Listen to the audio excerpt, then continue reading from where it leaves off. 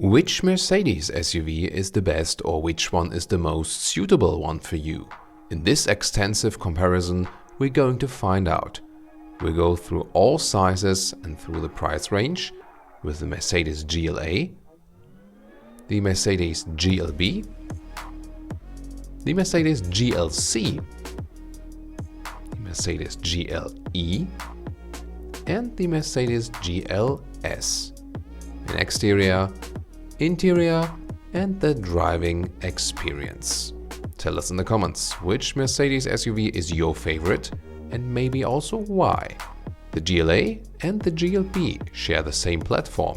The same counts for the GLE and the GLS. So these two are direct relatives each. It's interesting, however, that lengthwise there is hardly a difference between the Mercedes GLB and the Mercedes GLC. Still, these SUVs are positioned quite differently as for usage and price.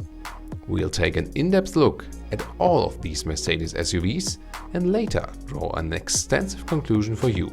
Let's go! Join us for a review of the all-new Mercedes GLA. Let's go!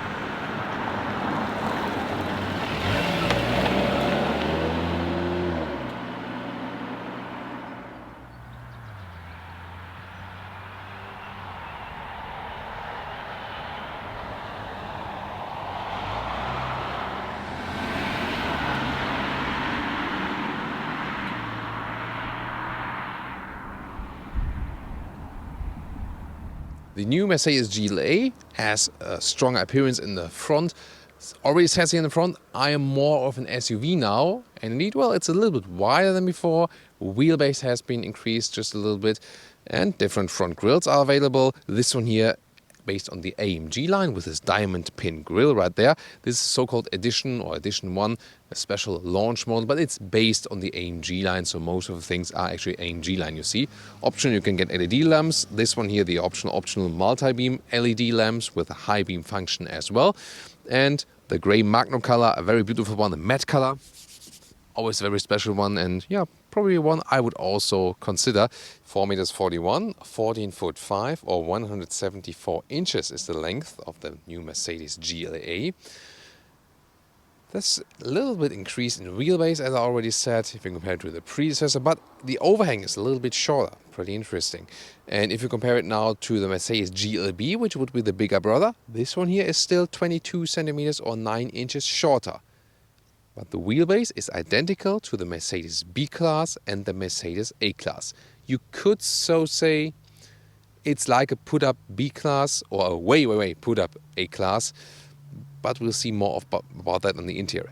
Exterior-wise, you can see that design has been modified, that it's more SUV now, crossover wheel arches, 17 to 20-inch wheels. These are the biggest ones, 20-inch wheels for the normal models. The AMG would then come from 19 to 21 inch. Here also with the red contrast here in the normal wheel style. So again, AMG line, sportier look definitely. You will have more comfort if you go for smaller wheels, of course. And now to the rear with the common design trend of more horizontally drawn tail lamps, but I think it looks quite modern then. Actually has the shape also of the other bigger SUVs at Mercedes. And then there's this chrome design element right there, and also chrome exhaust, not really exhaust tips. Fake exhaust police. Yeah, that's a pure fake exhaust. And also on the other side, the real exhaust underneath. Yeah, and the AMG line has this diffuser here in the lower part. So what's the design take?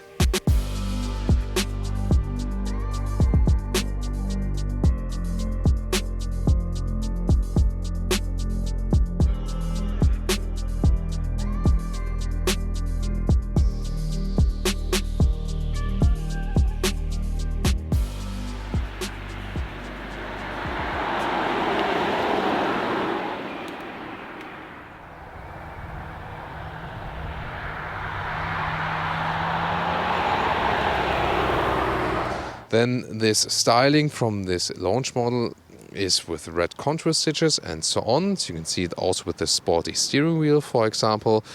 That is also similar in the normal AMG line. Also then with the aluminum pedals in the lower area.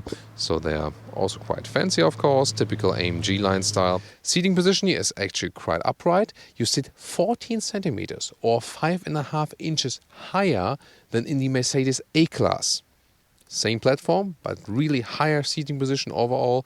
And that's actually good. So to me, it's the most comfortable Mercedes compact vehicle. I mean, yeah, together with the GLB, the bigger brother, of course. That is quite similar from the seating position in the front, just that the GLB will have even more legroom in the rear. But this is actually quite cool. You sit upright, you feel this is now like rather a grown-up SUV. Also, if you compare it to the predecessor GLA, which more went into the crossover direction. Steering wheel can be controlled up and down and in and out. Soon, when we get to another perspectives, more about these screens. You can see it looks like it would be one screen, but it's actually two screens. Soon again, more details. Steering wheel here on the left side, by the way, will be used for the cruise control. And also this thumb control for the left screen, right thumb control for the other screen, and here, for example, the volume jog. Now the interior overview. First of all, soft touch materials here, top part, even here, turbine vent style. So it looks pretty clean and cool. Also a little bit different here on the right area if you compare it to the B-Class. Steering wheel then with these bright elements, and I said earlier here with the right thumb, for example, to control the right screen, and you would use the left thumb if they wouldn't hold the microphone here for the left screen. It starts, by the way, with 7-inch screens each on both sides. The second option would be 7-inch here and 10.25 like this here. And then this is the dual 10.25-inch setup, the top setup. Even the smaller screen comes standard with MBUX infotainment system. And the top one, of course, also has it. And also with the natural voice input, for example. We'll test it very soon. Levers still left here for putting in the gear. Just put down for the drive mode. And left side then for the wipers and the indicators. Head-up display, soon also more details to that and to the screens. First of all, here then, the AC unit, still menu, clicking sound. That's nice. Sometimes these buttons here do not seem to be aligned 100%. I'm not sure if it's even possible, but in this vehicle it seems quite okay at least. And the GPS looks like this. So, so actually quite fancy screen, as also responsive enough. And the CarPlay integration looks like this. Here we go. Doesn't use all of the screen, but I think that's also not too bad. So like this here, and this one here is also the optional Burmester sound system. And for a compact vehicle, this has really a nice clear sound. So is very expensive, yes, but if you want the best sound, I can indeed recommend it. Crystal clear view on these digital instruments, so they are actually quite fancy. And you can also change the views here, for example, with styles and display. There's, for example, a sporty view available if you prefer that. This has this AMG style. We also see it in the AMG cars. Other than that, what's also handy that you can put the GPS information right in here. So that's, of course, another good use for the digital instruments. And can also be put to full screen. And now to the rear. Let's see about that. So it's a very wide opening of the door, and also with a beautiful microfiber on the inside. Soft leatherette around, so there's a high build quality, pretty cool. Also same design then for the rear seats, and the whole form also reminds us of the B-Class, surely. By the way, this rear bench can be moved forward and backward if you have that option. Not in this very test car here at the moment. But then it would also go forward or backward 14 centimeters or 5.5 inches. So the same dimensions, like you sit higher than in the A-Class. Interesting, right? Oh, I opened the fuel cap just by leaning on it. It's like you can hip open the fuel cap here. Interesting. So let's see. Get inside. And this is, of course, pretty cool. More wheelbase than in the predecessor, and also more usage of interior space, so still a lot of knee room left, even though this is set to my driving position. Headroom wise, I can even still put a hand over my head, and again, even more if the panoramic roof would not be built in this vehicle. At the moment there, the shade is then closed. So, and you sit upright, very comfortable, is a very good family car as well. 435 to 1,430 liters is the capacity figure. Let's see what that does. Electric hatch we have here, and very well usable. So it's a slight increase. This is just an additional cover you don't have to use. Underneath here you still have more storage space. It's also subwoofer. So, and some storage here at the sides, that's possible. I already flipped half of the bench. There's also a ski edge available that you just flip the middle part. And this cover here, the top one, you can also remove. Now to engines, all 4 cylinders, and yay, hydraulic struts we have here.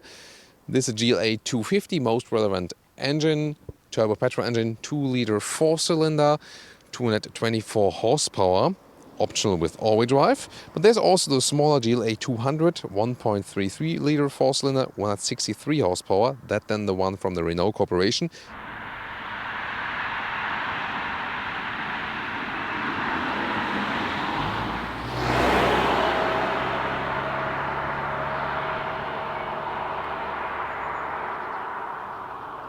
Welcome to Thomas's Driving Lounge with the all-new Mercedes GLA, here as a GLA 250. This will be probably the most important engine worldwide for this car. A 2-liter 4-cylinder Mercedes engine. You remember, I told you earlier, the smaller 1.33-liter turbo petrol engine would be the Renault-based engine.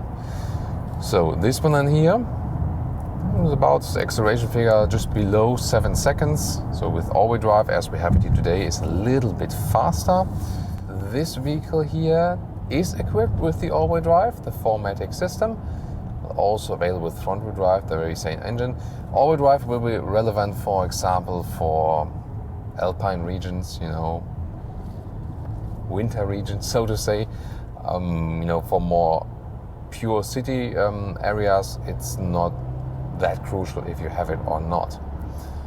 So, but we have it here today, and as I said, a little bit faster, and the all-wheel drive distribution is actually quite interesting. So usually when we drive here right now, it is 80% in the front and 20% of torque in the rear. So there's this, this clutch, also puts some torque to the rear. Whoa, this was the autonomous emergency brake, also with putting the seat belts tight. Because we were quite fast and the car in front of us was turning, and then for a second obviously our car thought maybe that car in front of us coming to a stop and then needs to apply the autonomous emergency brake. One of the series equipment systems that is inbuilt here, and we do have the extensive assistance systems package that also comes with more, for example also with the blind spot monitor, which we can soon show to you. And some other vehicles are approaching us from the rear. Yeah, they are coming. They are coming for us. So then, sometimes you need to come on. And here we go. Now there's the red triangle. Can we see that actually? Yeah, I think we can see that, yeah. So this is a very good system. And if I would put on the turning indicator, then it's also flashing and giving us an acoustic warning as well. Adaptive cruise control we can set here, left side of the steering wheel, pretty good and easily to control. Well, about the fuel economy, this engine here is actually quite thirsty. So some 9 liters on 100 kilometers, I have to calculate with that. So that's less than 30 mpg, definitely less than 30 mpg US, and maybe some more than 30 mpg UK, and overall that's of course not really good. If we go to the sports mode, by the way, all-wheel drive system changes from 80-20 to 70-30, and let's accelerate 65 to 100. Plop, that's it. And the sound was actually quite decent, and you see also the acceleration is quite decent. So this 4-cylinder engine does give us some nice performance, and again I changed to the sports mode before, so we have a little bit more power at the rear wheels. That makes the car also feel a little bit sportier. Also, we have the adaptive suspension here built in this vehicle. That's an option, and let's say at the compact Mercedes models, it does not make such a big difference than with the compact Volkswagen AG models, like, you know, VW, Audi, Seat, Skoda. There, the adaptive suspension makes a massive difference. You should always go for it. Here with the Mercedes cars, if you have one of the bigger engines, which is also in this case here, or the GLA in general, you know, there are, like with a lot of other compact vehicles, two different kinds of rear axles. One, like, say, more basic one, and one more elaborated one. This here, the GLA, always comes with the more elaborated one in the rear already. With the A-Class, it depends on which engine size you pick. So you can also go with the base suspension and you'll be just fine. Yes, definitely. The adaptive suspension does make it more comfortable a little bit, but then you can also vary a little bit with wheel choices. Here we do have 20-inch wheels. Together with the adaptive suspension, it's still surprisingly fine. So I expected a little bit worse, but that's surprisingly good actually.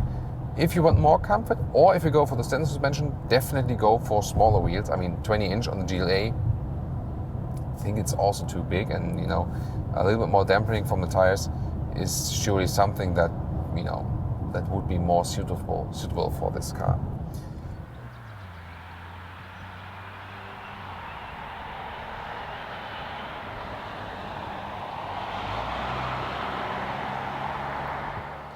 And now to our conclusion for today with the all-new Mercedes GLA. So, biggest difference to the predecessor is this is now more of an SUV, whereas the predecessor was clearly a crossover.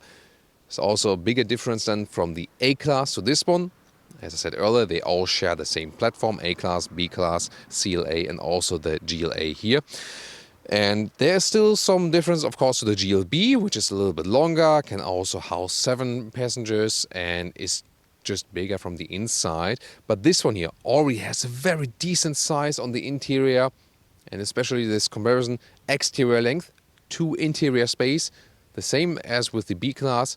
It's really very, very good. So you have a lot of space, especially also on the rear bench, although you still have a relatively small car that you can very well park in and out, very easy to control, easy to steer. The whole car feels very refined. It's very silent on the motorway, so it's definitely one of the best compact SUVs, no doubt about that, in the very different aspects. And pretty fancy as also for the MBUX infotainment system. The natural voice input is also one of the best on the market here at the moment. So, and of course, you sit higher than in the A-Class, so it's more comfortable, and even a little bit more comfortable if you compare it to the B-Class, but also a little bit more expensive. And that's the point. So many great things about this vehicle, but I also said in the end of the driving part, the fuel consumption is a little bit too high, with about 8 to 9 at least liters on 1 kilometers. So you should get bigger figures there. But with all the particle filters nowadays, which are good that they have, there's more pressure against the exhaust system. That might be one of the reasons for that. Yet again, the overprice for the extras and so on, that can really be very expensive. So we have to see. Probably I would go for this engine, but front-wheel drive, because the all-wheel drive doesn't make too much of a difference then for this vehicle, unless you really need it. So you can maybe save some fuel, save some money for the entry price. So go for the GLA 250 front-wheel drive, and then limit the option list somewhat, because, as I said, when you go for this car here with all these specs, it gets so super expensive. Told you that in the driving part at the end of that. And that's of course the second thing about this car. It's just too expensive.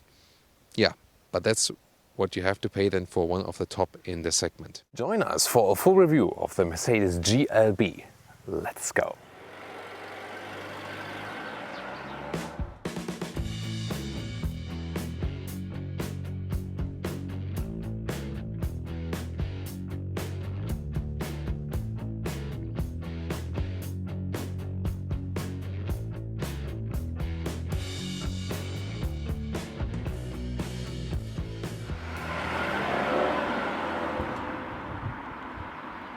The front of the Mercedes GLB is very strong and accentuated, more has an off-road character, and that reminds us a little bit of the Mercedes GLK, which was, well, the predecessor of the GLC?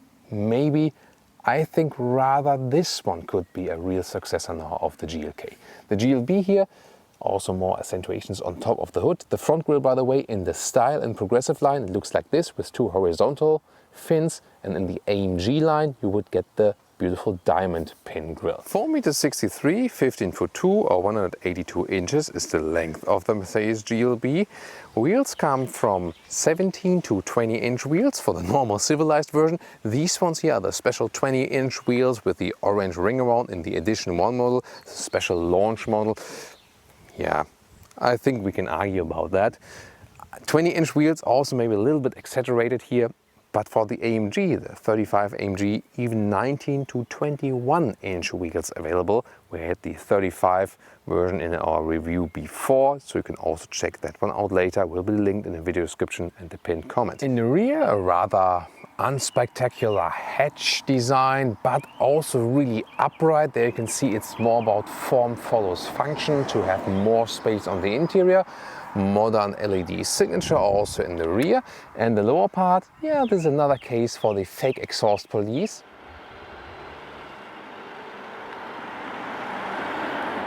Yay, we have gas struts here, but no sound dampening below the hood. That's strange. But I mean, the engine doesn't sound too loud, so obviously they can manage without. Interesting. You start with the GLB 180 or GLB 200, that's both the Renault powered engine, 1.33 liters, 163 or 136 horsepower, 7-speed DCT. Then today the GLB 250, the true Mercedes engine, 2-liter 4-cylinder, 224 horsepower, 8-speed DCT. Option also available with the 4MATIC all-wheel drive. And then there's the GLB 35 AMG, same base engine but 306 horsepower, and of course a harsher acceleration. On the diesel side, there's the 180D, 200D or then the 220D. That's all the 2-liter 4-cylinder diesel, 116 horsepower, 150 horsepower or 190 horsepower. And the middle one optional all-wheel drive and the top one always optional.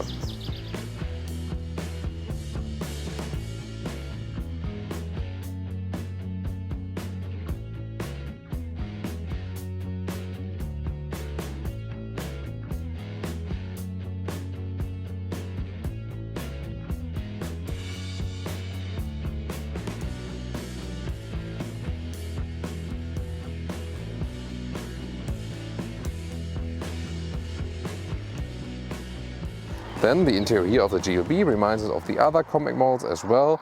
Soon more to this 2-screen setup. Steering wheel left side for the cruise control. It's a good position to put that here. Left thumb control with this small touchpad for the instruments right there. And right thumb control will be then for the other screen. There are so many seat options available. These here are exceptional animal skin seat, but I say exceptional not because they're so good, because they are rather an exception, as the GLB offers fabric article leatherette mix, a full article seat in different colors, also color combinations. There's also this white black one mix available, which also offers seat cooling in combination with the leatherette. Then you have in the AMG or AMG line a dynamic on the inside, article leatherette on the outside. So the overall choice on animal-free materials here at the Mercedes compact models is really overwhelming. Let's get inside. Such an easy entry. You have a big SUV feeling already. It's not a small vehicle, but based on a compact platform, but a really nice seating position, steering wheel up and down, and also towards you, a very smooth process. And I'm 1.86 or 6'1", frequent subscribers will know. And with the panoramic roof here, it still leaves some headroom. If you want more head clearance, then you leave out the panoramic roof. Now looking at this interior perspective, Artico soft touch leatherette dashboard here, feels good. Then this cylindric form at the right side, and above that there's again this matte wood. This is actually cool, but then in this special edition, I'm glad it's just the launch model, a colored wood that dissolves then into natural wood. Please don't mix wood with coloring. I don't know. Or what's your take on that? Ambient lighting goes around right there. You can see it also beautiful here at the lower sides, even more impressive at night. Then the screen setup is either 2x7 inch, it's always all digital, or then optional, you can go 7 inch left, 10.25 inch right, or this setup you always see in all test vehicles, 2x 10.25 inch. This is how the GPS looks like. So nice visualization for sure. Sometimes could be a little bit more responsive. So this is then the main menu. You can scroll like this, right touch, but also can use this right thumb here at the steering wheel or the lower touchpad. So redundant control possibilities. Apple CarPlay, when it's connected, you have the hotkey up here, and let's listen to this Burmester sound system, the top option. But as I said earlier, know it from a CLA, even the bass sound system sounds pretty nice. But this one here with a better surround sound, wow. Awesome. Woohoo! And the instruments are pretty clear to read, definitely. So I'm satisfied with that. You can also have the GPS view here in the middle, for example. So then you also see some map information and assistance systems. You can also put to the middle part, or then you can also change the whole style of the display. So for example, to a sporty one, that would look then like this, and some more possibilities. Overall pretty nice. And the head-up display is also very clear to read.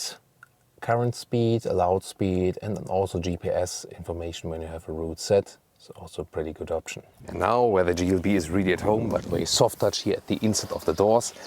And this is really so cool. That's how I am seating in the front, and there's so much legroom left, and that's really a better result than Mercedes GLC. And also headroom wise, it's no problem, still some room left, and again would be a little bit more if I would go without the panoramic roof, which is split here, but it's also a nice view then up to the top. And it's a nice upright seating position here also. You can vary it here with this strap.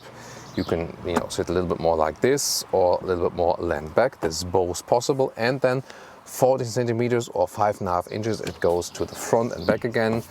So you can have maximum legroom or a little bit more trunk area. 560 to 1,755 liters is the capacity setup. You can use this foot kick opening mechanism, by the way. And then we are here with the trunk area, and it's really good because it's so high and upright right here. You can see here how you can fit a trolley inside. Also, yeah, barely fits under the cover here, but it does work. This cover is, by the way, see, that's the problem here. So the height here, yeah, it's really hard to put it back then. So this could be a little bit higher, I think.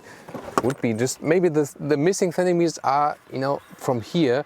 This additional floor mat, you don't need to use it. You can get it, you know. Yeah, also can be used from two sides. Other than that, this one does not have a rail because of the 7-seater setup, the optional one. This one being the 5-seater, but the 7-seater setup is also possible, also shown in other videos. And now interesting, as for the measurements, you've seen here, this 14 centimeters or 5.5 inches bench can be, you know, put front and back, 14 centimeters or 5.5 inches, and it means either you can have a normal trunk length of a little bit more than a meter, 1.5 meters, or if you have the seat all the way back, that would be 90 centimeters. Welcome to Thomas's driving part with the Mercedes GLB. How may I help you? Yeah, that's the voice activation. Say that again, please. Close the sunroof. I'm closing the room sunlight on the side. But I'll stop it here so that it doesn't kill the camera. But you see, that also works. So just a voice activation showcase. Hey Mercedes, How may I help you? open the sunroof. So just have it all the way open again. I'm opening the room sunlight on the sliding sunroof. I think you couldn't see it now, but you know, roof is open now completely again. Yeah, but back to the review. That's live on tape, Autogefühl authentic experience. So today here with the Mercedes GLB with the 250 4MATIC. So 250, it means that this one is already the true Mercedes engine. You know, the small petrol engine is the Renault one. This one here, the 2-liter 4-cylinder, and probably also then the engine to go for.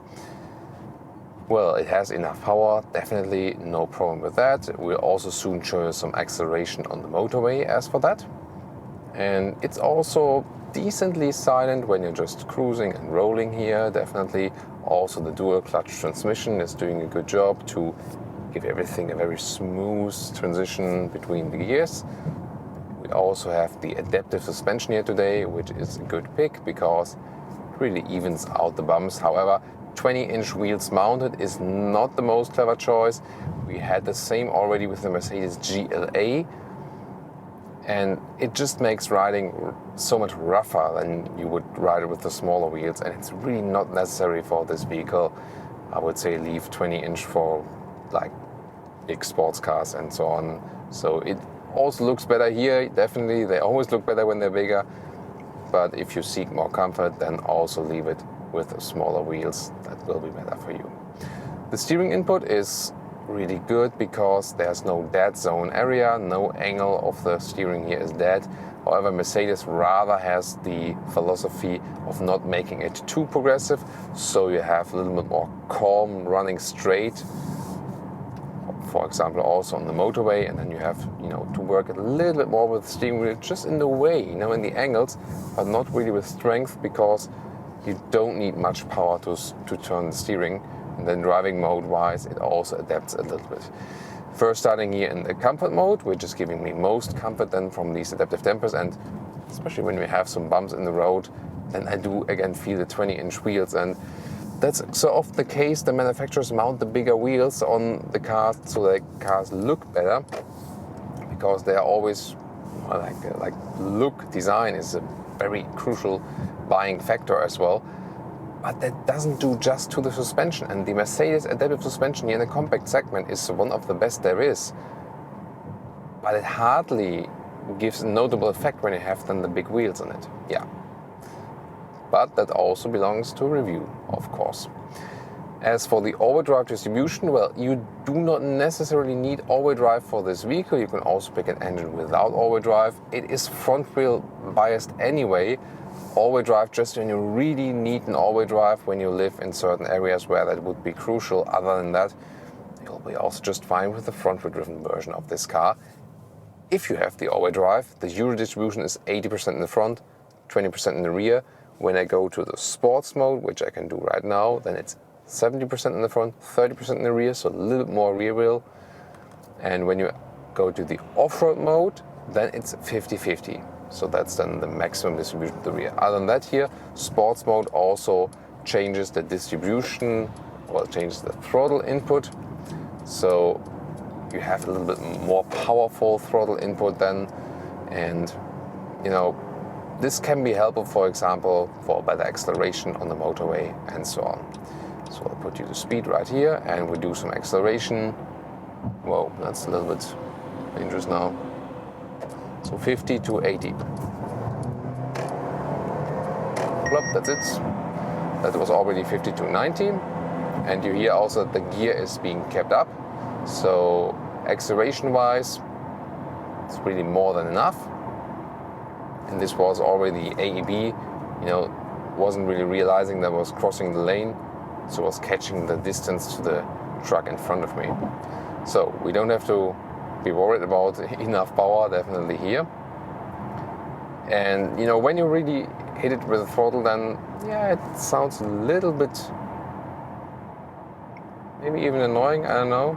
But that's the thing then with these smaller 2-liter 4-cylinder engines. But of course, there's the even smaller one available, so you'll be fine with that. And by the way, we had 100 kilometers or 60 miles an hour.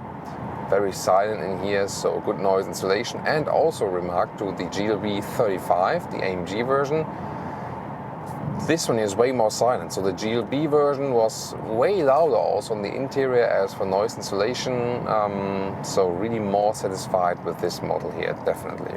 And to me, the biggest surprise is this is not the AMG version, Yeah, we have the 20-inch wheels, that's a little sportier then, but how good and sporty the handling of this car is, although you can definitely mark it as a family SUV. So I think that's one of the coolest things here about the GLB.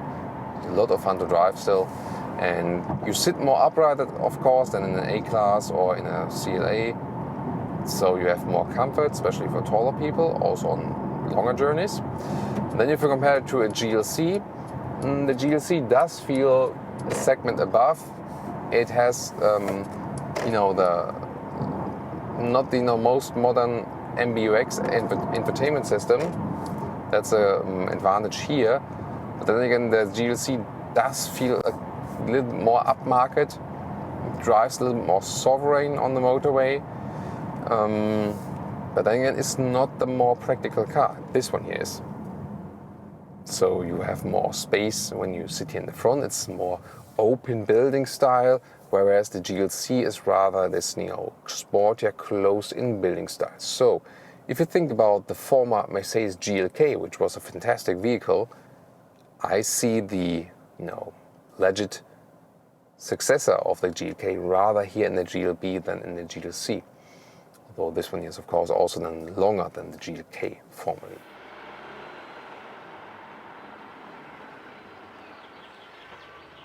And now to our conclusion for today with the Mercedes GLB, this all-new SUV that is between the GLA and the GLC. First of all, exterior-wise, more a successor of the GLK or a small GLS because it has a very strong stance. Side profile is maybe not the most beautiful, but then again, it's about the interior practicability, and that's indeed crucial because this one is probably the most versatile Mercedes there is at the moment. So much space on the interior and also considering of the exterior length, and next to the B-Class, probably the best price performance Mercedes in the model lineup.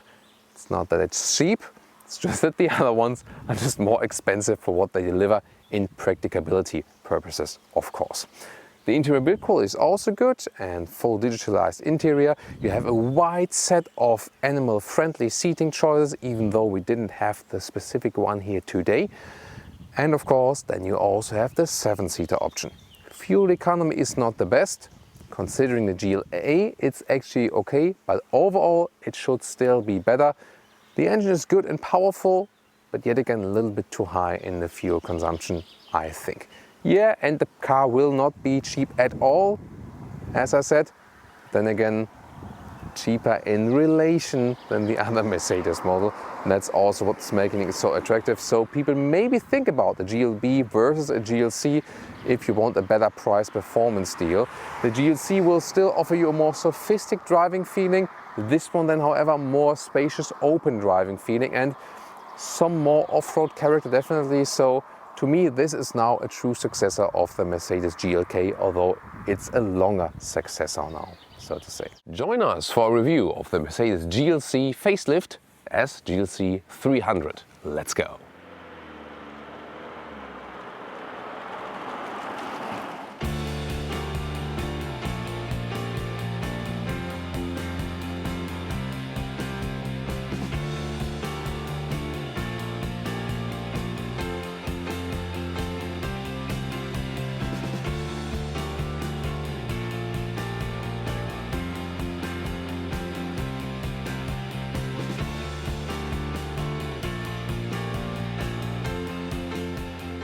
Here in the front we can see the main change with the facelift are those new daytime running lights together with new headlamps. Standard now LED, optional, the one you can see here, the multi-beam LED for more high beam support.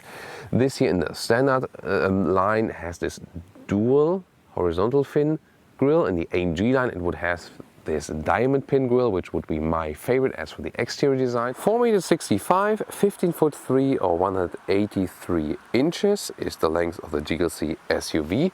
You know, it's also available as a GLC Coupe, which would have the main difference, and it has a falling roofline right there. Then wheels start from 17 to 19 inch in the normal GLC specs, which you can see here, the 19-inch ones in the AMG line. There's 19 or 20 inch, so a little bit bigger, and the GLC 63 even goes up to 21 inch, which is then very massive for this mid-size SUV. In the rear we can now see a modern tail lamp signature here. This is definitely fancier, so that's the main facelift change. GLC 300 badge. Overall then, I think you know, not too much screaming out in the rear, rather round design. And the lower end here, this is typical fake exhaust tip. There's nothing in it, so the real exhaust underneath, yeah, dirt, fake exhaust, Alert and Autogefuel. Here we go with the engine. Yay, hydraulic struts. Love that, but I mean, for a vehicle that is between 40 and 80k, we can expect that. So, 2-liter 4-cylinder petrol engines, like today also. There's a GLC 200 with around 200 horsepower and a GL3 300 with about 250 horsepower, 255 in US, 258 in Europe, so they're different just a little bit. 6.2 seconds is the acceleration figure, and here in the all-wheel drive today, in the US, it's also available as rear-wheel drive. And new with the facelift is that those two engines, the 2-liter 4-cylinder engines, come with an MHEV system, 48-volt board net for more recuperation, and also those sailing or coasting functions. Talking about more about that when we drive the car very soon.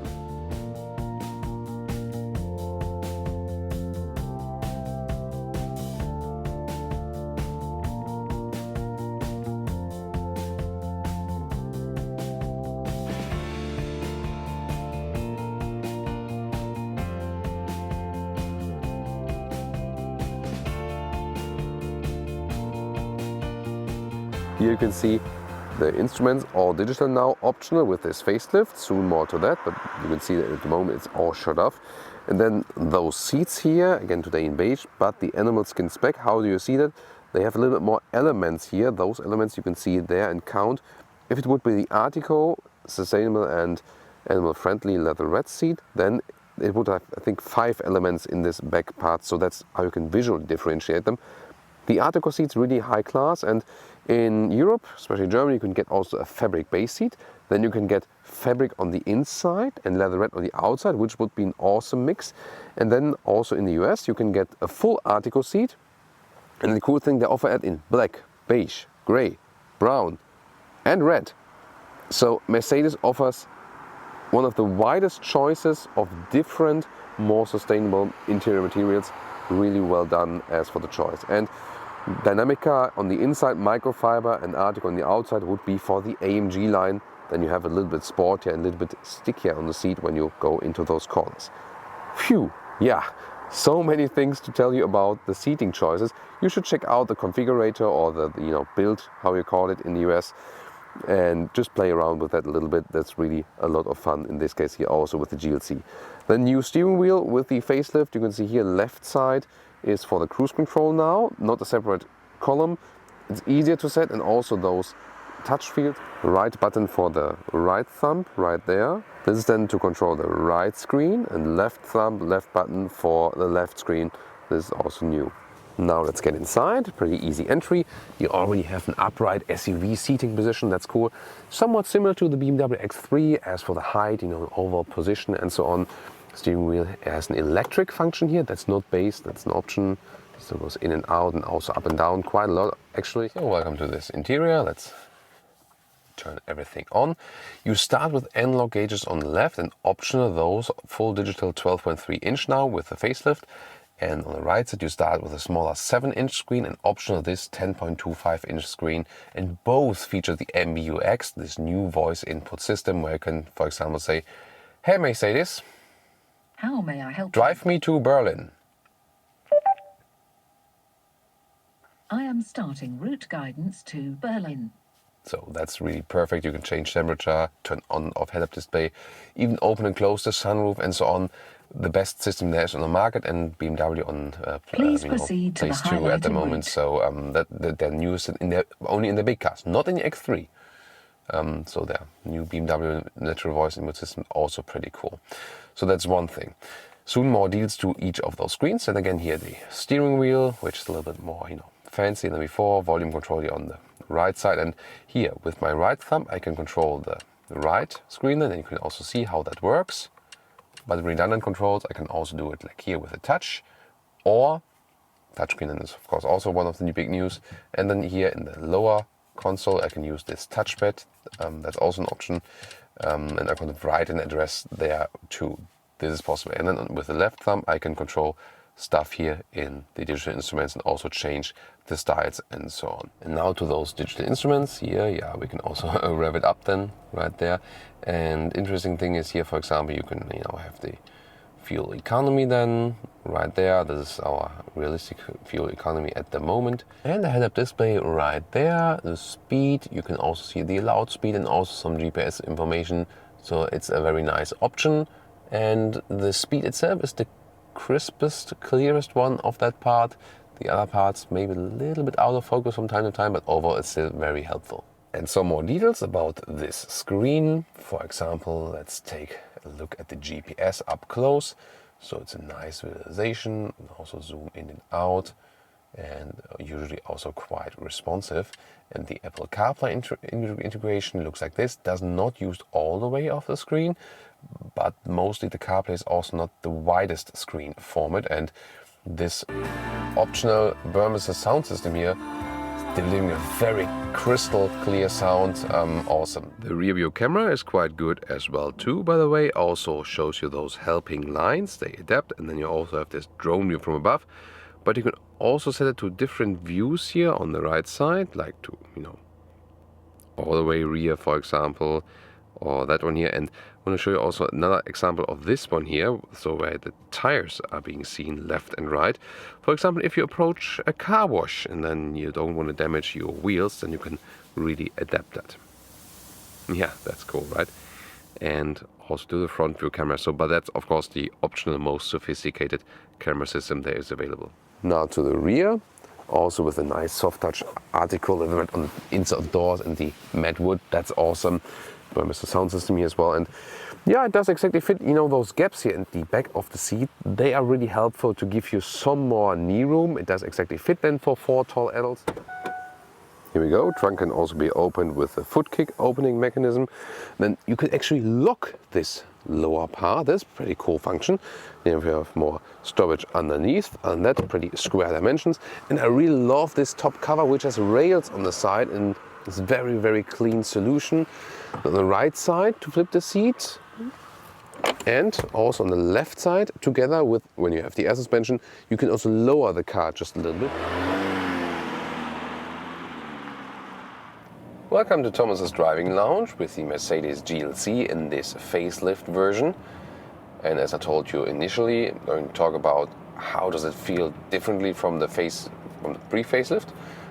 How does it feel differently from the BMW X3, one of the main competitors, and also from the Mercedes GLE, the bigger brother, if you're thinking about comparing those. And one of the changes here is that those 2-liter 4-cylinder petrol engines are now MHEV, so mild hybrid systems. So with a battery that is bigger than a normal car battery, in the eco mode, the throttle input is being drawn back, and more attention to better fuel economy and so on, earlier shifting up, and I can see if there's a power output from this MHEV system, or if there is this, by the way, the warning system here, the blind spot monitor, and if I set the turning indicator, then I also get an acoustic warning. Pretty good system, and you already experienced that as for the assistance now. So when I'm rolling downhill now in the eco mode, what's the car doing? It's recuperating a little bit, but also rolling. So it's more using a rolling. If I go, for example, to the comfort mode, it doesn't change so much as for the recuperation because it's still rolling. If I go to the sports mode, I have actually more engine brake because the car is, a gear lower. And the interesting thing is, it's charging more. So this is really interesting. I would have. Wait a minute. Now it's.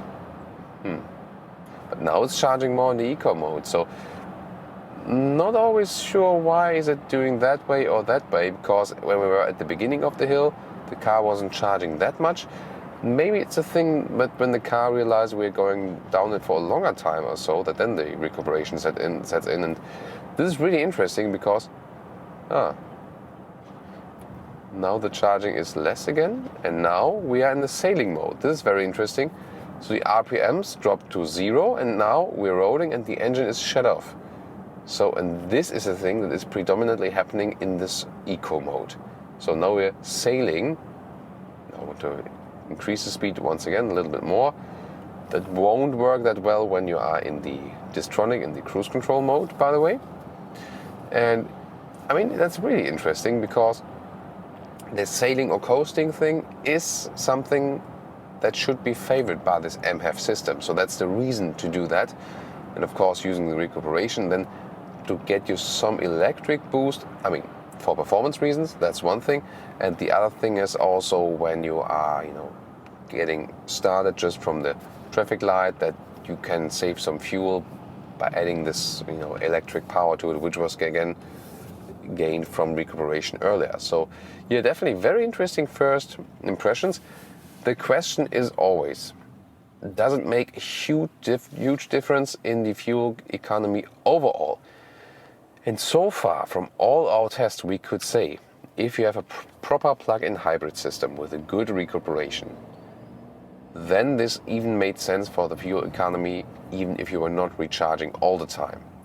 But those MHEV systems with the smaller batteries, on paper they were usually better, but then in real-life driving tests, usually it didn't play such a role for the fuel economy, and here as well.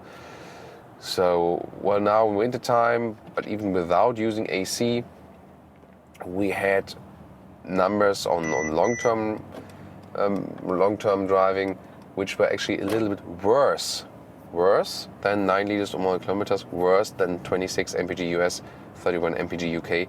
So that's already something good if you reach that, but usually the numbers were even a little bit worse.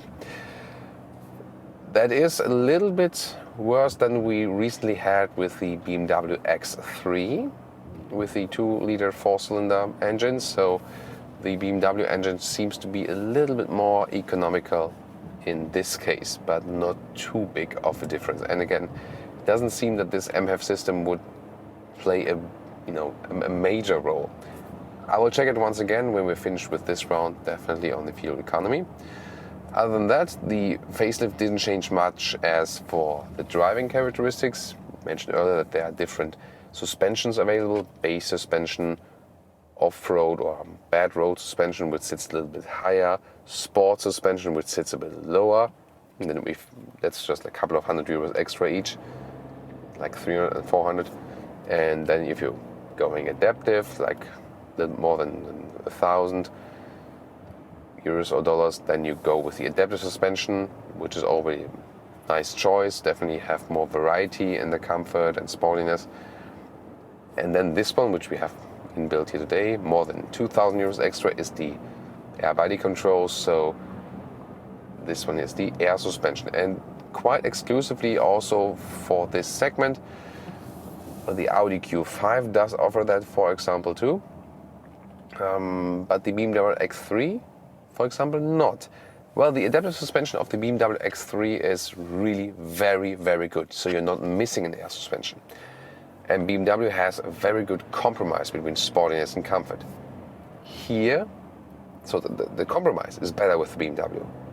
But here, the overall comfort is even a little bit better when you have the air suspension. Again, very smooth as for the steering wheel, even though it's not the sportiest one. Upright seating position, very comfortable on the long run. And I can, when I want to have the head-up display on, I'll just say, hey Mercedes, head-up display on, and then it's already happening, What can I do for you? Head-up display on. The head-up display is on. So then it was already on in this case, but I mean, that's pretty cool. Natural voice input and some stuff you don't have to search in the menu, and that's already it. So that's also very, very well done. The engine is very silent, very calm, especially when you are in the cruising modes all the time. I mean, the MF changes, yeah, it's nice. You can have some recuperation, but it's not like a major game changer. We've been running downhill now quite a lot of time. That's why the fuel economy is quite good at the moment. But still, that's around 9 liters. Although we have been, what's happening here? It's an accident. So although it was downhill, a lot of times, that should be way better now. So fuel economy, not happy with that. Would have expected more from this MF system. So Sports mode, by the way, when I mean, sports mode, there's no one here at the moment. Let's just accelerate a little bit, see how much power this car has for you. So let's just go. So that's 70 kilometers an hour already. That went quite quick, and the absolute figure to 100 kilometers or 62 miles an hour would be 6.2 seconds. So yes, very silent and refined, this engine, but if you want the power, wow, you have it. And that felt to me even a little bit more spontaneous than the X3 I've just ridden like yesterday. Yeah, yesterday or like 2 days ago in the US. Maybe in this case, yeah, the MF is not that important for the fuel savings, but for the power boost. And now to our conclusion for the day with the Mercedes GLC here as the facelift. Exterior changes, not that much, of course. Yeah, lamps, new LED standard is good. Yeah, the daytime running light, or let's say like the signature in the tail lamps also look more modern, a little bit cooler. Overall, an elegant design, definitely overall for the car. Interior, high build quality, and also vast choices of animal-friendly material. That is really where they are leading, together with Tesla, of course, who made that standard anyway. Also with those infotainment systems upgrades, this is also pretty fancy. If you go for that one, it's an option, yes, but the MBUX is gladly standard, so with this voice input and so on, this is really leading on the market at the moment. And also some decent space they have there, especially flexible trunk system. That's pretty cool when you have that electric flipping system especially. Driving wise, so great, very well insulated. And wow, the air suspension is really so comfortable in this segment, leading in this segment to me. As for the comfort, yeah, maybe the BMW X3, for example, is a bit more sportier fun. But this one here, the Comfort King then, as for that. Definitely one of the best cars overall in the segment, and I also mentioned that in the driving part. Recently, at least for a German rating, you know, with the TÜV ratings, so where they check the cars on, you know, mostly 2 or 3 year basis. This one here also scored the best result overall from all cars that have been tested. So it seems also to be a very reliable one. Then also, if you think about the engine, now with the new MHEV system, was a little bit disappointed that the fuel economy wasn't better. So that was actually one of the very few bad results about this review. However, the boost was a little bit better, so I felt that, you know, it was a little bit faster, more explosive as for the acceleration with this additional electric boost. So, for solving the fuel economy problem, that's maybe where the new PHEV could step in, the 300e, and I hope to test that one also at a later stage. Now, I'm also looking forward to your comments, and also told you a little bit more GLC versus GLE.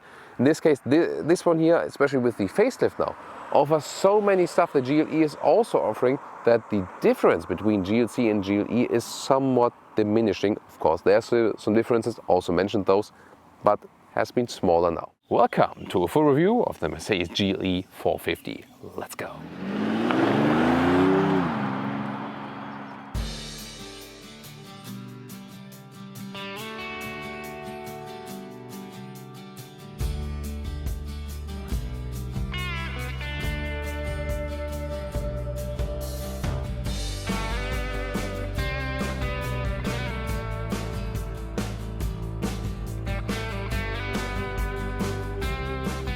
In the front here, the new GLE generation looks a little bit sportier, more agile, also with the accentuations here on the hood. This is the standard front grille design with the 2 horizontal fin layout. The AMG line exterior would have the diamond pin grille. 4.92 meters, 16'1" or 194 inches is the length of the GLE. There's the bigger brother as GLS also available. Wheel size actually from 18 to 22 inch. These ones here are 21 inch. You can also get the wheel arches in the body color, but this one here, the standard setup with the crossover wheel arches. Suspension wise, very interesting. You get a standard seal suspension, then you have the optional air suspension, as you know. And then there's the e-active body control, which can actually lean inside the corners. Very interesting technology. And it also has some special off-road functions. So actually you can tune every single wheel with the suspension above that, where it shall lean in or out. That's a very interesting piece. The rear has actually been changed most significantly in this new generation with the new horizontal tail lamp design and the signature right there, and definitely more modern. The 450, today also here, the 3-liter 6-cylinder, 367 horsepower, now with mild hybrid technology, 5.7 second the acceleration figure. Also available with the off-road package.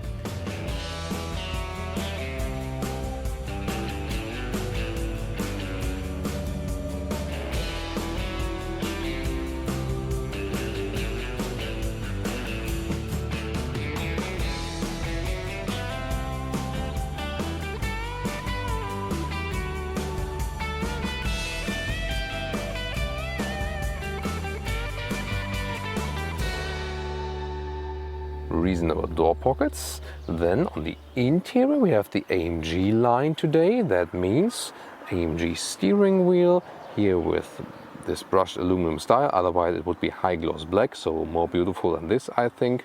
And AMG floor mats, aluminum pedals, and here the sport seats, so there are base comfort seats available, and these are the sport seats with a little bit more support. And the AMG line automatically comes with microfiber dynamic on the inside and Artico leatherette on the outside. So this is an animal-free choice and also good in the climate comfort. In the European market, actually, my pick would be either this one also or fabric on the inside and leatherette on the outside, because the grey fabric looks a little bit more contrastish and stays even a little bit cooler in summer. But for the US market, I would definitely go for this one because the fabric is not available there. Or if you want some spilling protection, have a lot of kids or something, then of course a full Artico seat is also available with a slick surface in black, in beige, in espresso color. So they offer a lot of animal-free choices. That's really very cool with the GLE. And one of the other cool features is the ambient lighting. Here's one of the key features of that. Getting inside, and yeah, shoe tab. So it's a very nice, comfortable seating position. Again, the sport seat offers you a little bit more support here and very cozy and high class with the microfiber surface. Steering wheel here starts, of course, with a manual control, but in this case here also an electric control for the steering wheel. Now to the interior overview, which has a beautiful design, I think. Here with the brushed aluminum look, you're going to get different decor elements. Then Artico leatherette dashboard, soft touch. It also looks nice with some contour stitches. Screen setup 2x 12.3 inch, also quite impressive, and also has this voice input with "Hey Mercedes." Hey Mercedes. How may I help you? Increase the temperature. 16 degrees on the driver's side. So and then also, if you've seen that, when you increase the temperature, then there's like the red light, and you can also use it here with the ambient lighting. So when you put it colder, it's blue light. When you put it warmer, then there's red light. So really beautifully done. Because you can put it in sports mode, comfort mode, curve mode. This is where the car leans inside. And off-road mode is also very interesting, because in the off-road mode here, when you have set that, when the car is on, when it is in the gear, and you are in the off-road mode, then you can actually add some other cool stuff and go here to the settings and go to the off-road assist and have this individual wheel control. And then you can actually say, I want to have it lower on the left side and high on the right side. And you also see it on camera how it switches. So really impressive system, especially then for off-road use.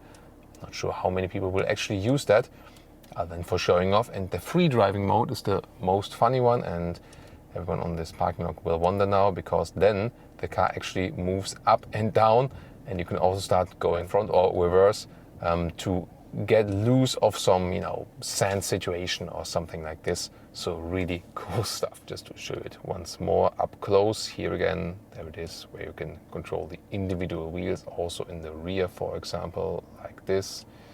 And then here with the free driving mode, you can pick that. Other than that, it's a really good system. It has a nice overview where to find everything. The Apple CarPlay, actually, you can have it here, right there.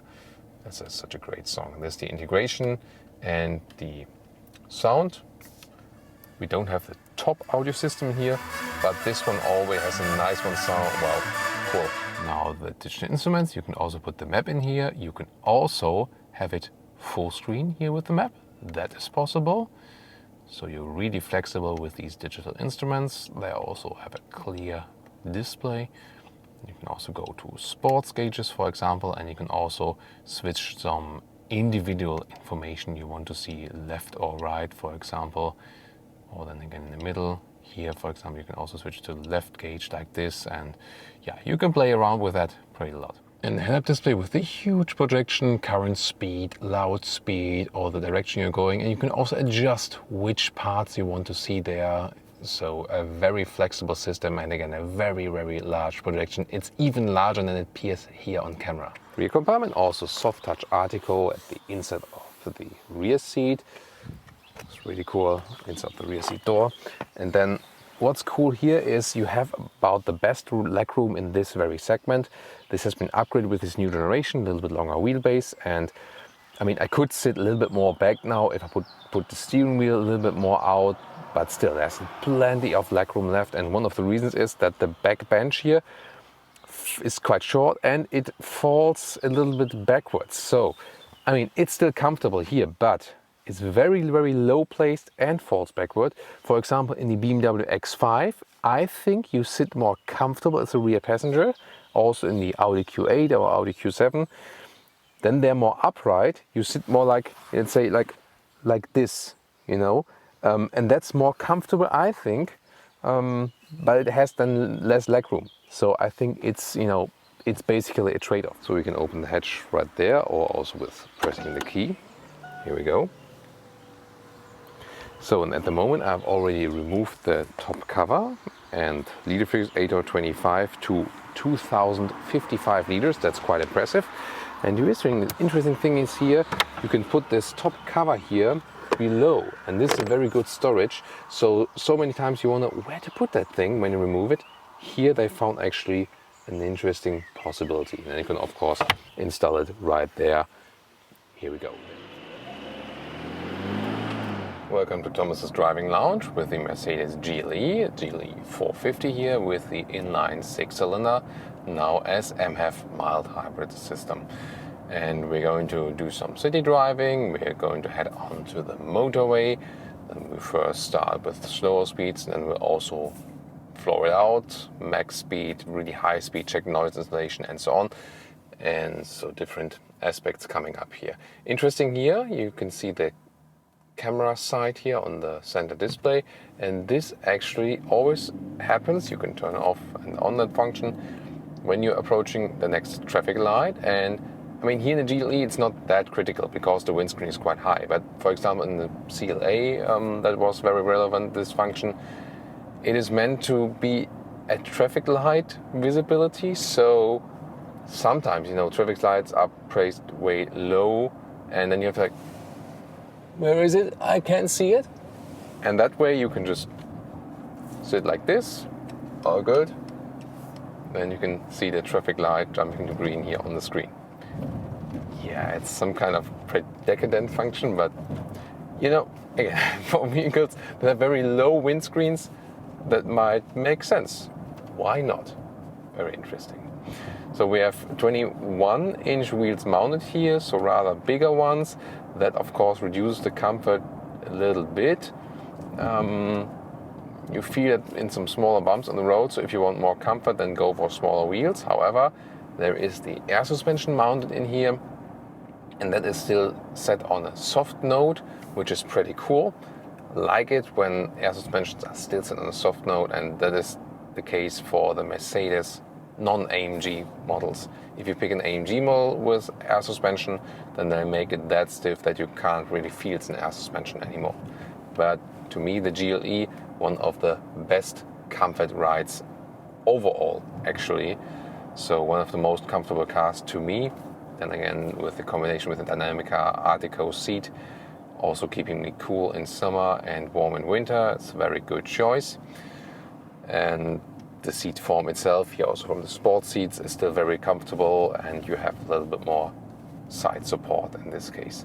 The car is also extremely silent, very well insulated. We'll soon experience that, how it looks like when we are at really higher speeds. The steering is actually rather soft and not too direct. It does not have any dead angle, that's good, gives you a good feeling. However, Mercedes has the philosophy of not making them too progressive, so you have calmer running straight, and then in corners you have to steer a little bit more, but that's just a matter of preference then. Seeing here, I told you earlier, the AMG steering wheel here with the, sportier style and the, let's say, brushed aluminum look right here. AMG line also because of the seats. Interior, didn't have it on exterior. So, different suspension modes we have also for the air suspension. So when we go, for example, to the sports mode, suspension gets stiffer, and not sure, maybe if you also hear that, the gears are turned up higher in this case also. So we can experience that on the motorway. This is really for sportier driving. This 3-liter inline 6-cylinder does give you quite some good performance, definitely. Told you the figures earlier, and also has actually a decent sound still. And with this new MF technology, on the left gauge you can see EQ charge. So at the moment I'm going downhill, the car is recuperating, so gaining back some energy, and then when I accelerate, it is used both for better fuel economy and for an additional boost when you really floor out the car. So far the experience was that it does actually make sense in this case. We had some engines where, there again the traffic, and well, in this case it does make sense here. So at the moment the traffic light stands in a way that here the back mirror and the plate above that, everything is blocking that, so I would need to do like this, and that way I can hey, I'm in my GLE, You can just look at the camera light. Yeah, learning to appreciate this function. Yeah, why not? Modern times, right? So back to the MHEV system. In this case here, for this engine, it really seems to make sense because, okay, when you drive at high speed, it will consume a lot of fuel anyway. Then you can also score some 12 liters or more kilometers. That's no wonder. Then the MF system also doesn't help. But especially here in city driving, oh, look at that. You see the white vehicle? SL Coupe. That was blocked by the white Fiat 500. Not sure if you could see it in the small camera. What a beautiful vehicle. Yeah, always lively on Autogefuhl. Sorry, man. I'm always looking out for different car models, as a car enthusiast. You do that and say, oh, look, this guy. Oh, I've been driving this one 10 years ago. And like something like this. So the MF here, especially here in city traffic, stop and go, it really works and can get us actually down to about 9 to 10 liters on 100 kilometers, which is excellent for a vehicle of this size and this size of engine. And another very interesting mode is we not only have the air suspension here, we also have the e-active body control, which is enabling us with this curve mode. And in this curve mode, the car is evening out the G-forces by leaning into the corner like a motorcycle. And so when I go here now, the car is upright still. So this is, so to say, Mercedes' way to not use an anti-roll control, but use this one here, this diving into the corner with that, and is really, really funny. So it's a very unique driving experience. We'll soon head on to the motorway again. I just want to give you more acceleration. Yeah, there again, the camera picture. And when we are on rolling onto the motorway, I can do some left-right, and then maybe you can see, it's really hard to see on camera. It's more like you experience that yourself. But it's really like when you are in this slalom, the car keeps really upright and doesn't lean to left and right. And that's part then again of this curve system, that the car is evening out the G-forces. Really amazing. But here we'll go to the Sports Plus mode now and really hammer it out. Let's see about the acceleration of this engine and also then about high-speed noise insulation. 30 kilometers an hour, let's go.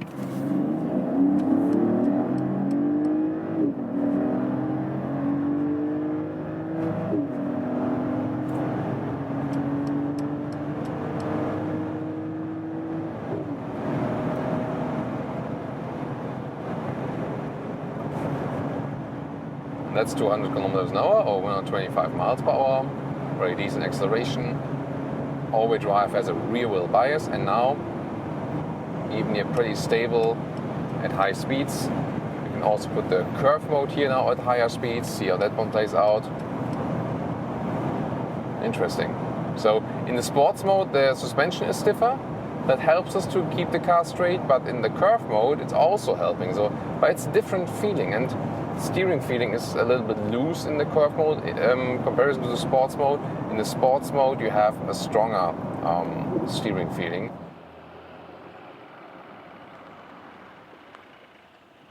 Now to the conclusion for today with the Mercedes GLE. Still one of my favorite big or full-size SUVs because it does give you this air suspension, carpet ride driving feeling, very comfortable in the seating position, very good in the seating choices for the sustainable animal-free options, and also, especially if we pick a little bit, smaller wheels than we have here today, the overall comfort it delivers you. Nice styling, not too much over the top, quite sensual. Here in this new generation, a little bit sportier in the design. The interior with a nice build quality and also especially very cool ambient lighting. That's one of the features I like best actually with this vehicle. Nice voice input you have there, actually the best on the market at the moment. And the offering of space is also quite good. 7-seater option is available, as I said earlier. Doesn't make too much sense. I think then you would rather go with the GLS to really make use out of it. E-active body control, yeah, I mean it's a very interesting tech gadget, but also not really necessary. I would just pick it with a basic air suspension, maybe like 19-inch wheels or something, and you have the best comfort setup. And AMG lining on the interior is a very nice option, especially with this microfiber seats then here. So overall, I think one of the best SUVs in this segment here at the moment. The BMW X5 is a little bit more fun to drive. This one here then rather the emphasis on the comfort. So it's up to you then which you find best. Join us for a driving review of the Mercedes GLS V8. Let's go!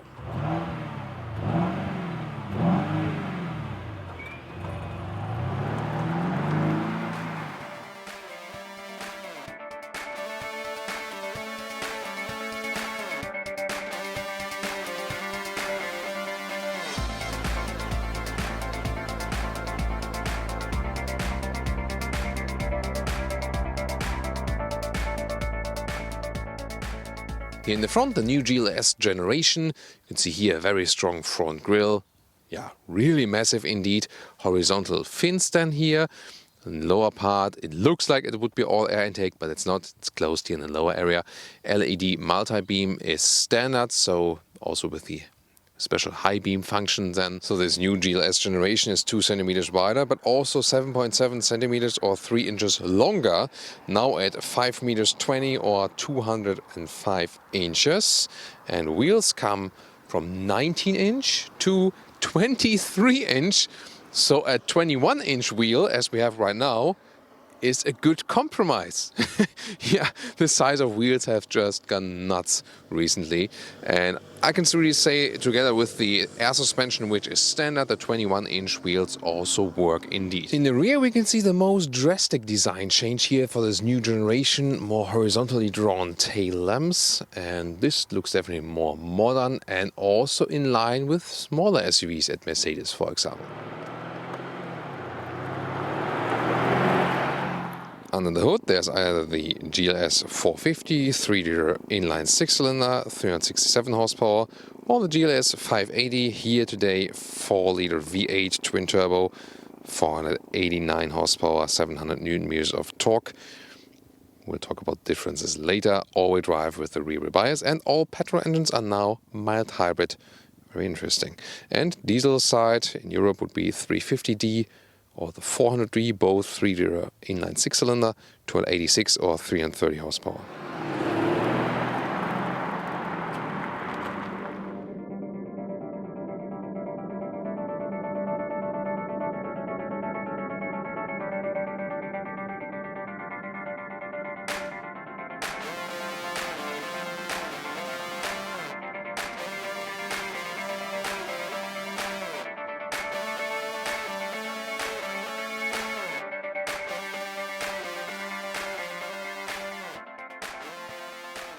Beautifully at the inside of the doors, matte wood, really nice. And then the seat controls, and here the matte wood with the sunlight on it.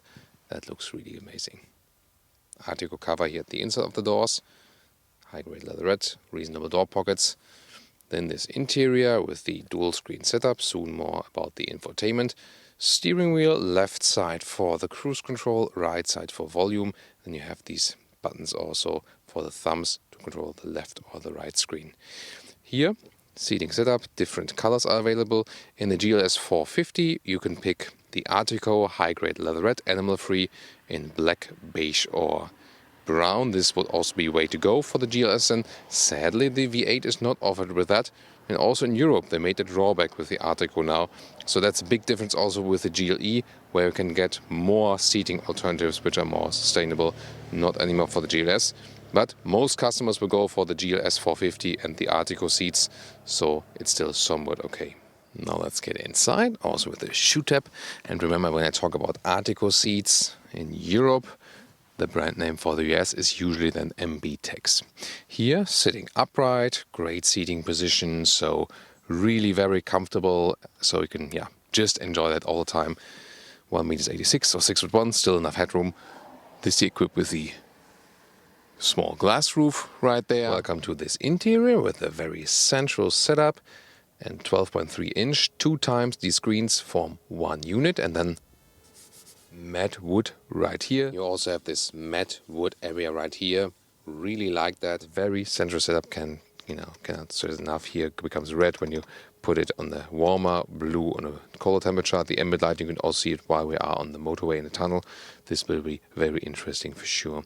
Then the steering wheel again with the good compact size. Soon more deals to each of these screens. Then in the lower part you can slide this one open, have the USB connections 2 times to the smartphone, also inductive charging, but Apple CarPlay and Android Auto work via cable anyway. Cup holders here, they're adaptive and also cooled or heated on demand. That's a nice functionality, not new, but still good to have it. Then you have this touchpad where you can also control the infotainment system, or you do that with your right thumb on the right or left thumb for the left screen. You have also hotkeys, and then you can stiffen up the suspension or also put the air suspension higher or lower on demand, but that's also connected to the driving modes. And then you have this middle armrest. You can open it like this, and then you have the USB-C connectors right there and some cubbyhole. The digital instruments look like this. Actually quite nice as for the resolution and also for the overview. You can change also the individual contents left and right and so on. And then you also can change the whole styling if you like. So for example here we can go to some sports gauges. So depending on which styling you like best. And for the middle part, probably the most useful thing is then also the GPS view like this, either directions or the whole map, or then the map all over the place. And then we have the head-up display, which is really extremely huge. So on camera it's rather deceiving, because for real life it's, for your human eye it's even bigger. And the speed, current speed, allowed speed, and also the GPS information right there in your line of sight. Then more deals to the infotainment system, either controlled with the lower touchpad with the right thumb touchpad, or then here with touch on the inside. That's of course the biggest news. GPS looks like this, is quite responsive enough. Here the BMW GPS system also is a little bit more responsive. Hey Mercedes, drive me to Berlin. So GPS input would be also the most usable function here for the new MBUX system, but you can also, of course, do more things with that. How long it takes, it really depends on the web connection. The better the web connection is, the faster it will actually go. Then the new main menu right here is actually quite nice. If you have the optional massage seats, you can hear hot relaxing back, shoulder, activating massage, activated also in high intensity for driver and for the passenger, and depending on where you come from or where you hover it around, then usually the car also realizes which seat you want to activate at first. Ambient lighting here, of course, always full color blue, and the brightness all the way up. Again, you can very well see that here in our tunnel part in the driving review. Then, and the Apple CarPlay here is the integrations here. There comes some space left right there, and the Burmester sound system, the optional one. Yeah, it's really nice, quite clear. So also one more luxury feature. And now to this rear seating area, and what I've done is the following. Here in this seat here I pulled it all the way backwards, also controls at the inside of the doors like it is in the front. These are here the individual captain's seats. You can also get a bench that goes all the way through. In the US, this setup here, the 6-seater setup with captain seats is standard. And you pick the 7-seater, the bench. And in Europe, for example, the bench is standard, also in Germany, and then you pick the 6-seater as an option. Yeah, interesting. You can also control it here, for example, put it a little bit more in the back, this, the backward of the seat, but here it leans a little bit backwards, so it doesn't feel so much as an individual captain seat. And now I folded this seat down that you can actually see what I'm doing. And the cool thing, the kids will always enjoy that you can just clinch through the middle tunnel here. Yeah, when you're not a kid anymore, there's not too much space, but anyway, this is possible. Behind the seat, as it would be all the way back, there's no space for me anymore, but this would be the seat when it's drawn all the way forward, and then I can squeeze myself behind it.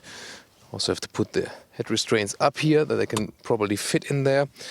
And this is, really close trunk area, maximum of 2,400 liters or 83 cubic feet if you fold everything. Here you can even put this cabin trolley in an upright way inside. So this is then the trunk when all the seats are up. And as for the measurements, looking here, the length then, to the middle part here, there's about 53 centimeters, and to the side part, 56. Here, the width, this is a meter, classic. And you see it's wider than the meter right here. And 6th and 7th seat, or 5th and 6th seat, depending on the setup. Then you can fold them electrically. And, it takes some time, but it is really a very comfortable solution like this. This is then the last row, and then you really have already a very, very long trunk, and everything also very good from the build quality. This is a length then of 1.25 meters, and this on the right side here for this one. On the other side, you can press these two in, and these are the captain seats, and this is the big advantage if you compare the BMW X7, for example. These individual captain seats, they are not that elaborated as in the X7. As for their setup, they are more like normal bench-alike with the middle left out, but then they can be folded.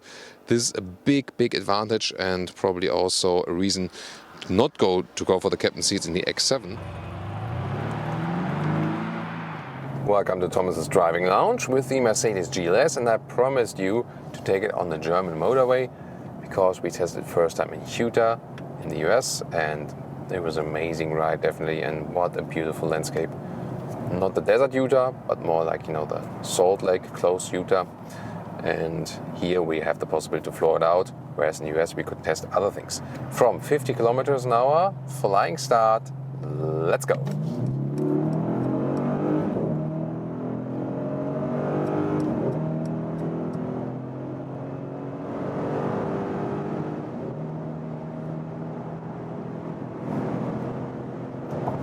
Plop, that's 200 kilometers an hour or 125 miles per hour. Yeah, switching a lane is not a good idea then when such a GLS tank is approaching. And wow, that was amazing power of that V8 engine. Whee. Okay, that's where you feel the difference, V8 and the inline 6.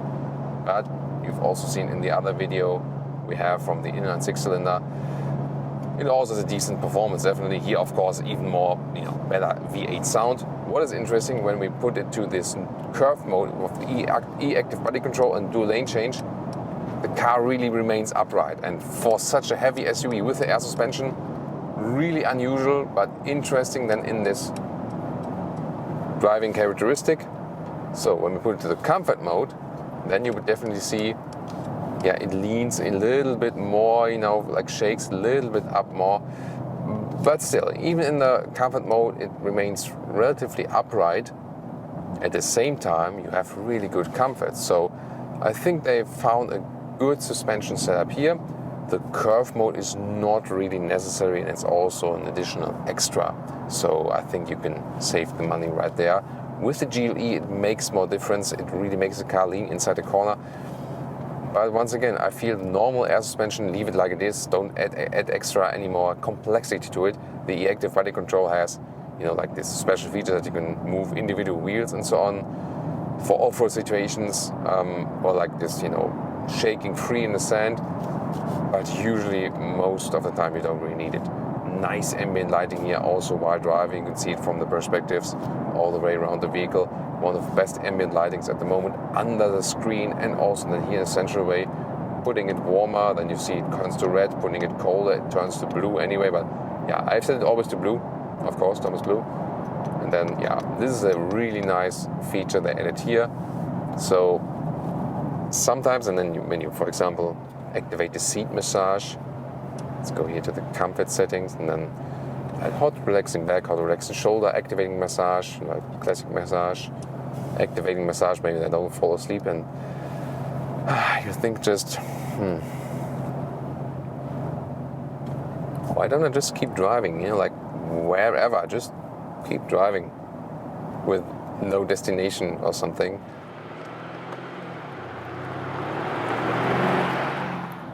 And one more time, while I still enjoy the activating massage.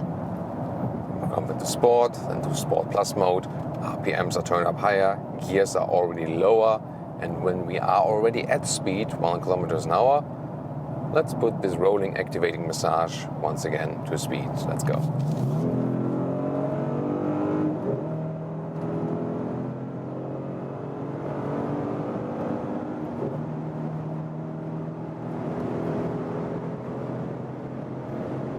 That's 200 kilometers an hour, 125 miles per hour, so that's about 60 to 125 miles.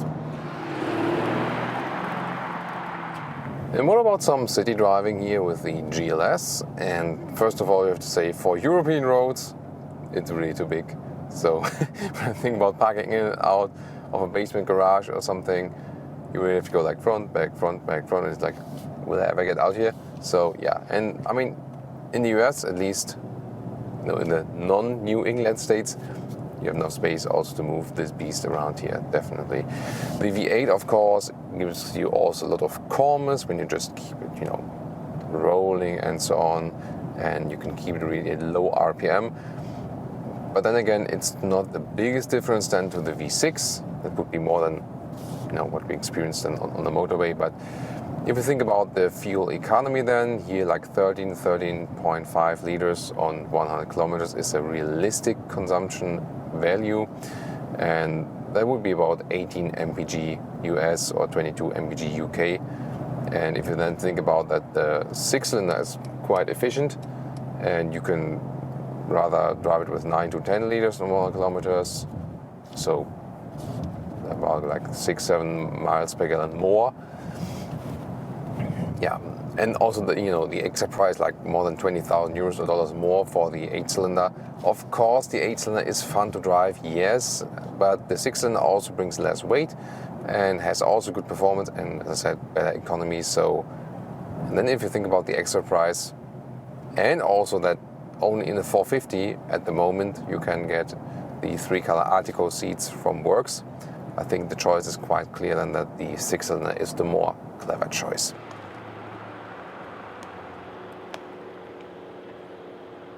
And now to our conclusion for today with the Mercedes GLS in this new generation. A more elegant and sporty look, I think, here, definitely with the new headlamps and so on. Stronger front grille even.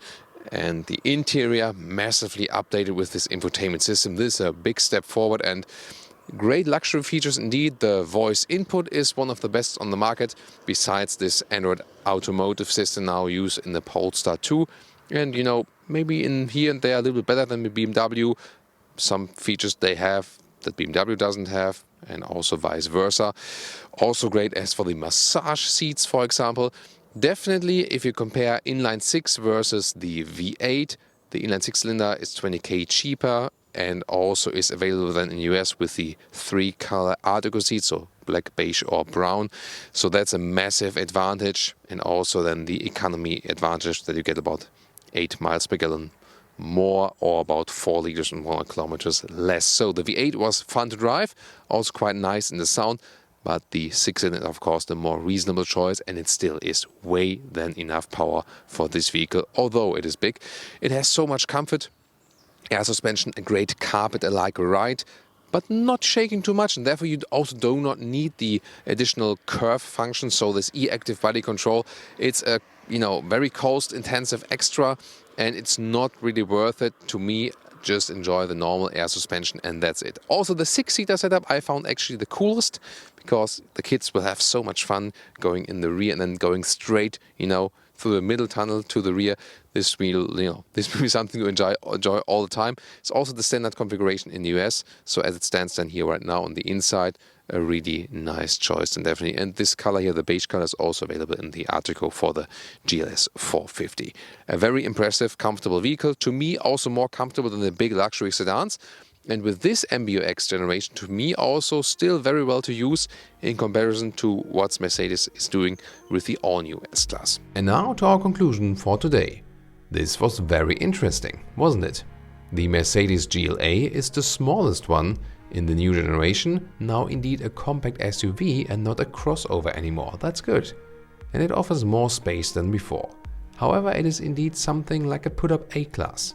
It can get extremely expensive for its size, if you add some more features. That's the biggest catch of the GLA.